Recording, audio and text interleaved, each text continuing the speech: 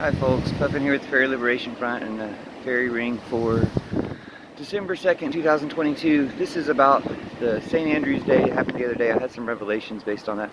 The Church of Judas is about replacing patriarchy, Christianity, and war with democracy, and what we all kind of sense Jesus is really all about, which happens to be the opposite of what most of the churches went into.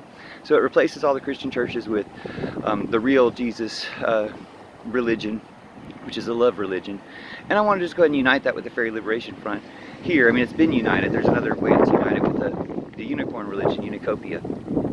But basically, to unite all religions based on the principle of love. And these are just different angles for doing it. But I did want to mention that there were so many fairy rings, so many magical connections with Andrew, mostly a 17-year miracle of a woman whose son was kidnapped, and 17 years later Andrew appeared to her in a vision and she found her son through that, which corresponds to me to both the 17 years it's taken for the Gospel of Judas to be revealed and anybody to really listen to it, which is like 17 years of this church has been lost and it will be restored to its mother, and to Jesus and to the goddess. And the other one was I'm the first called for the Church of Judas, and Andrew was the first called disciple of Jesus.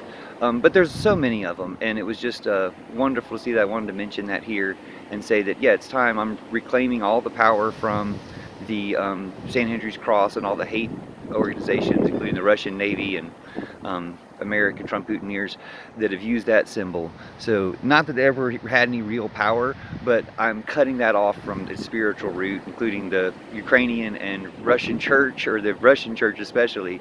But since they're at war and they're both fathered by St. Andrew, it seems ironic and bad and a good cause to end all war.